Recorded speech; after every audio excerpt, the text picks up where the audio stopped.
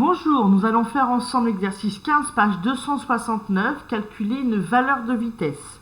Alors attention, dans cet exercice, nous n'avons pas de données, nous n'avons pas de valeur. Donc nous allons faire la théorie qui est valable pour beaucoup d'exercices et qui pose souvent problème aux élèves.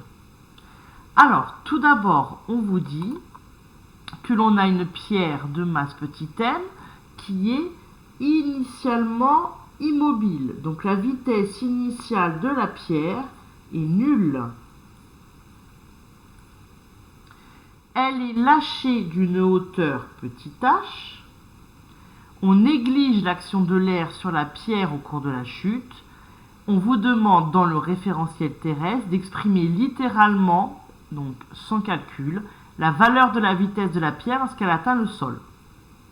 En mathématiques, en classe, je vous ai déjà conseillé de toujours faire un petit schéma. Donc ici, j'ai ma pierre et là, j'ai ma hauteur h. On ne me demande pas et on ne me donne pas plus de précision. Donc, je vais dire que mon axe est comme ça et que la valeur de h sera positive. Donc attention, l'axe pour l'énergie potentielle est important, le 0 aussi, pour pouvoir savoir si on a une valeur positive ou négative, une valeur algébrique pour notre altitude, notre hauteur. Alors, on néglige les frottements de l'air lorsque la pomme chute. Qu'est-ce que ça veut dire? Ça veut dire que l'énergie mécanique est constante. Donc que l'énergie mécanique au départ est égale à l'énergie mécanique à l'arrivée, donc sur le sol. On peut faire d'une autre façon, c'est-à-dire que si l'énergie mécanique est constante, ça veut dire que la variation d'énergie mécanique est nulle. La variation, c'est l'énergie mécanique finale moins l'énergie mécanique initiale égale à 0.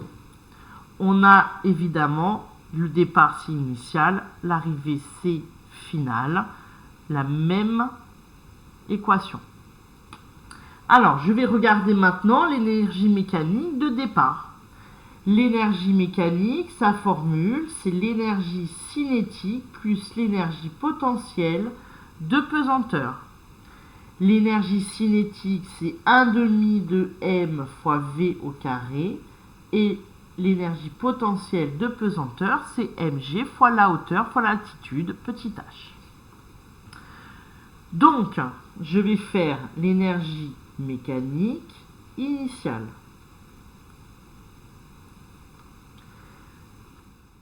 1/2 de la vitesse initiale, donc 1/2 de m vitesse initiale au carré plus l'altitude de départ. On nous a expliqué que la vitesse initiale de la pierre était égale à 0.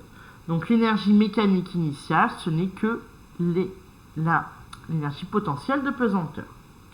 On vous dit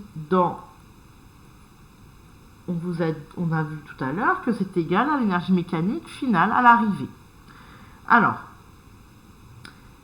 à l'arrivée, donc 1/2 de m fois vf au carré plus mg h à la fin. La hauteur finale est égale à 0. Donc,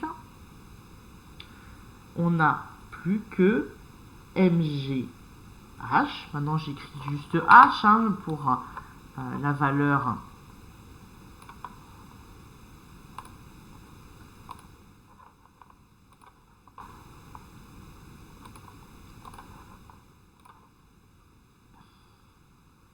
de la hauteur est égale à 1/2 de m vf au carré. Dans la question, on me demande d'écrire vf égale.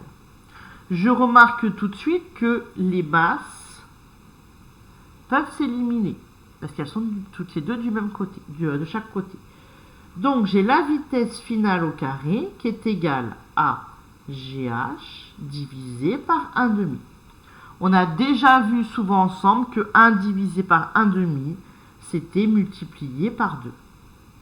Donc VF au carré égale 2GH. Ce qui me fait que VF égale racine carrée de 2GH. On s'aperçoit donc qu'au cours d'une chute, lorsqu'on néglige les frottements et qu'il n'y a pas de vitesse initiale, la vitesse finale est égale à la racine carrée de 2GH et ne dépend donc pas de la masse de mon système.